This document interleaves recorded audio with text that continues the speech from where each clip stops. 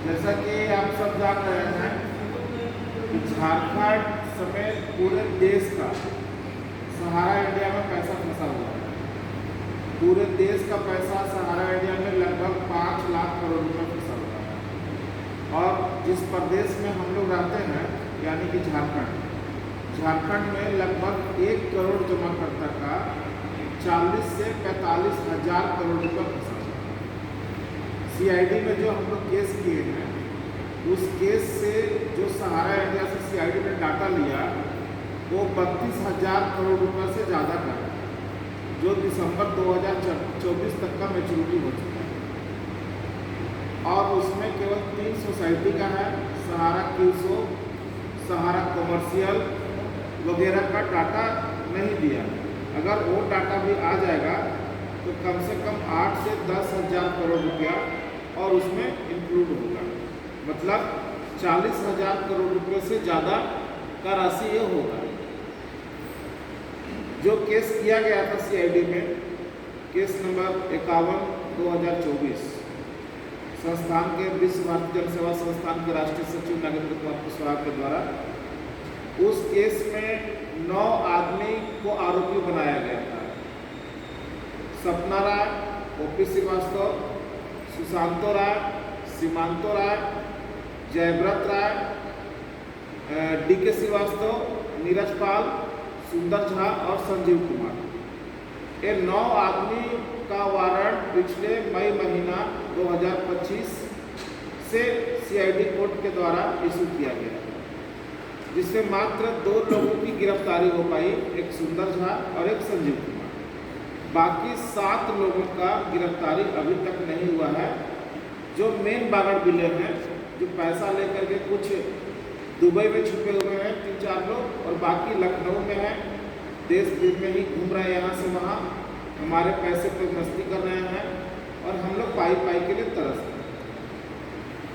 झारखंड सरकार के माननीय मुख्यमंत्री हेमंत सोरेन जी ने सरकार बनने के पहले और सरकार बनने के बाद सहारा पीड़ितों के लिए विश्व भारती जन सेवा संस्थान से वादा किया था कि झारखंड की सरकार सहारा इंडिया के जितने भी धोखाधड़ी करने वाले लोग हैं, जो हमारा पैसा लेकर के भागे हुए हैं, उन सबको पकड़ करके रांची के जेल में डालेंगे।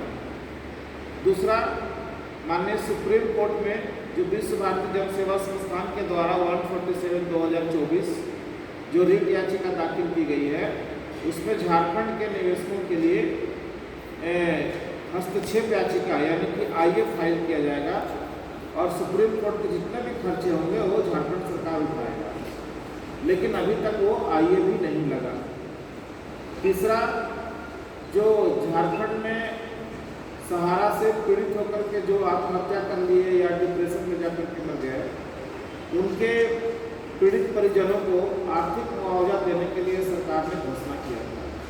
आज तक किसी को 1 रुपया झारखंड सरकार ने आर्थिक मुआवजा नहीं दिया। केस नंबर 22, जो सहारा इंडिया ने माननीय सुप्रीम कोर्ट के आदेश की अवहेलना करके देश भर में संपत्ति बेचा है, उन संपत्तियों को जब्त कराने के लिए हम लोग बहुत मेहनत करके करीब 20 संपत्ति का कागजात, जिसका बाजार मूल्य आज 30 से 40 हजार करोड़ रुपया होगा, उसको हम लोग सीआईडी में दिए थे कि इसको जब्त कीजिए और जब्त करके लोगों का भुगतान कर दीजिए। वो काम भी झारखंड सरकार के जो अधिकारी हैं या यूँ कहें कि सीआईडी के अधिकारी हैं, वो विफल हुए करते हैं। मतलब कि सीधा सीधी साफ तौर पर बात ये आती है कि सहारा इंडिया के वारंटी अधिकारी जो आज 1 साल से वारंट निर्गत होने के बाद भी झारखंड पुलिस उनको गिरफ्तार करने में विफल साबित हुई। सहारा इंडिया के से जो लोग पीड़ित होकर के जान गंवा दिए, जिनका वादा सरकार ने किया था, उनके परिजनों को 1 रुपया मुआवजा नहीं मिला।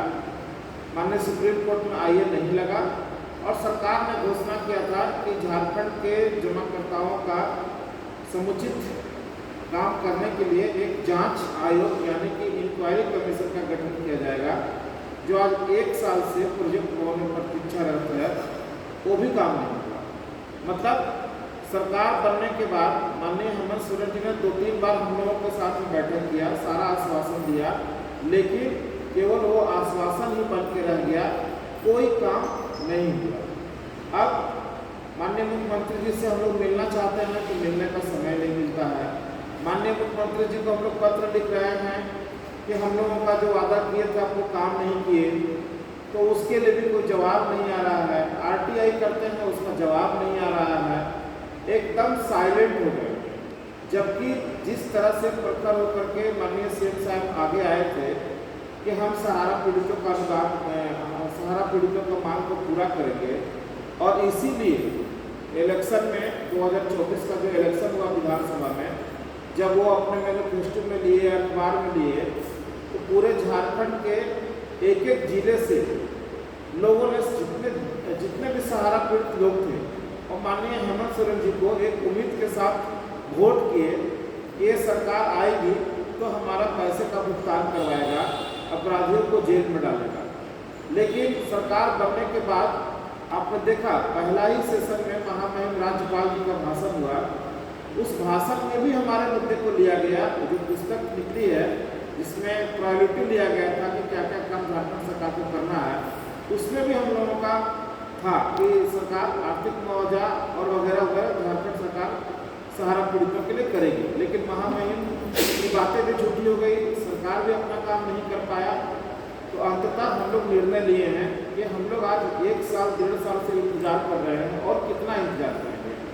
न सरकार पत्र का जवाब दे रही है, न मिल करके हम लोगों से बात करना चाह रही है। तो हम लोग 9 अगस्त से रांची के राजभवन के पास हम लोग अनिश्चितकालीन सत्याग्रह करने का हम लोग सरकार को नोटिस कर दिए हैं।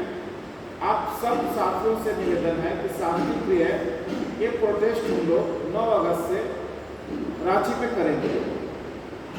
जैसा कि आप सबको मालूम है, विश्व भारती जन सेवा संस्थान जो हम लोग का NGO है, आज यही एकमात्र संगठन है जो सहारा पीड़ितों के लिए लड़ाई लड़ रहा है कानूनी तरीके से। माननीय सुप्रीम कोर्ट में, झारखंड के हाईकोर्ट CID में, इलाहाबाद हाईकोर्ट में, पटना हाईकोर्ट में, और बहुत सारा कानूनी प्रक्रिया अपनाए हुए हैं। साथ ही साथ हम लोग सड़क के आंदोलन पर भी हैं। और अब जो वादा झारखंड सरकार ने किया था हम लोगों के साथ में, वो पूरा नहीं हुआ, तो हम झारखंड सरकार के खिलाफ ये सत्याग्रह आंदोलन करेंगे कि आपने जो वादा किया था वो वादा पूरा करा। और हम लोगों की मांग फिर से रिपीट कर देते हैं। हमारी 4 मांगे हैं। सहारा के वारंटी अधिकारियों को गिरफ्तार करो, दूसरा जांच आयोग का गठन करो, तीसरा ये आर्थिक मुआवजा जो देने की बात कही गई थी सहारा पीड़ित परिजनों को, आर्थिक मुआवजा दे दो। जो 20 संपत्ति का कागजात CID को हम लोग दिए हैं, उसको जब्त करके उसको नीलाम करके जमाकर्ताओं का भुगतान करते। इसी मुद्दे पर 9 अगस्त से हम लोग रांची में सत्याग्रह आंदोलन करने जा रहे हैं। आप तमाम माताओं बहनों से मेरा रिक्वेस्ट है, आग्रह है कि इस आंदोलन में पूरे झारखंड से, प्रत्येक जिले से, आज हम लोग रामगढ़ में बैठे हुए हैं तो रामगढ़ की बात करें, रामगढ़ से हजारों लोग इस आंदोलन में भाग लीजिए। और ये आंदोलन तब तक चलेगा जब इन वारंटियों की गिरफ्तारी नहीं हो जाए, क्योंकि गिरफ्तारी अगर हो जाता तो निश्चित तौर पर हमारा पैसा भी मिल जाता। क्योंकि अगर चोर चोरी करके भागता है तो अगर चोर को हम लोग पकड़ लेंगे तो माल का जब्ती भी हो जाएगा, लेकिन चोर ही नहीं पकड़ जाएंगे तो माल की जब्ती होगा कहाँ से। इसीलिए हम लोग यह स्टेप लिए हैं कि 9 अगस्त से हम लोग रांची में कार्यक्रम करेंगे। और हमारे साथ राष्ट्रीय अध्यक्ष अशोक जी भी हैं, झारखंड प्रदेश अध्यक्ष मैडम सतपथ नाथ भी हैं, बाकी लोग भी हैं। हम चाहते हैं सब लोग अपनी बात को रखिए।